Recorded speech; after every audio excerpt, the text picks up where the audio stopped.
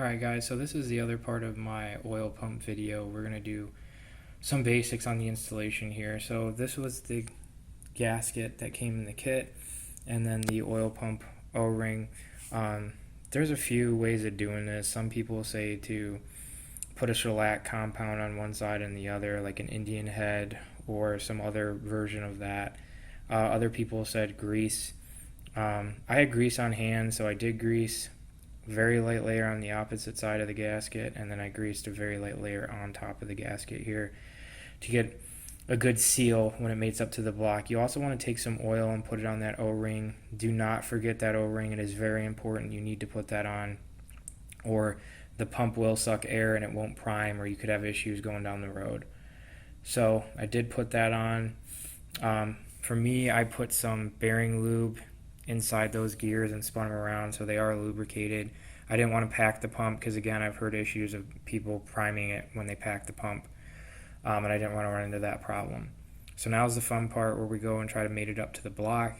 I'll go ahead and it's going to be kind of hard to film that because of the space, but once I get it close to installed, I'll kind of pull out the video and start showing you guys. Your main thing is you got to line up the intermediate shaft if it's still in there with this key, and then get the bolts started. Alright guys, as you can see that I managed to finagle the oil pump into place here. Because of its size and that I do have power steering, it was hard for me to get the oil pump in between here and here, the bottom of the radiator and the K-member. So I actually dropped it down from above and just set it on the K here, and then came in through the sides to get everything into place. It kind of slid right in, to be honest. I did have to turn it a little bit to line up with the intermediate shaft, but once that was done, as you can see, I got it basically positioned. I did have to push a little bit because of that O-ring, but everything did go ahead and slide into place here. Now I'm going to come over from the side and show you guys.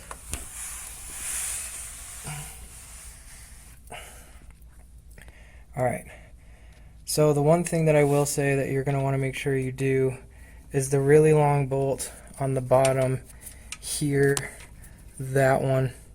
You're going to want to make sure you tape that in or something when you're using it, because I did forget to put it in and I had to back the pump off and tilt it a little bit cockeyed so I could slide that bolt in, this one right here. The other three went in easily by hand. And now at this point all I have to do is just fully seat the pump and tighten down the bolts. The torque spec for those bolts is 35 foot-pounds according to the manual, so that's what I'm going to go ahead and do once I get everything seated. Alright guys, so this is the pump fully installed. Not much change here or anything crazy to report. This bolt, and this bolt were all pretty easy to get to. With the torque wrench, I was able to do it just from the little side area here on the Mopar K-frame here. Let me show you. It's right there, as you can see. I have removed the flap here. Sorry, I removed the flap here that comes down and blocks the locator bar for the lower control arm. And then the one that was really hard to get to, honestly, was the last bolt all the way back here, this guy right there. It was just really hard for me to get any sort of ratchet, and I had to use a myriad of extensions and then final bolt. So you may not have that problem. I have this problem because, as you can see, I have this brace for my lower, the engine mount on this side.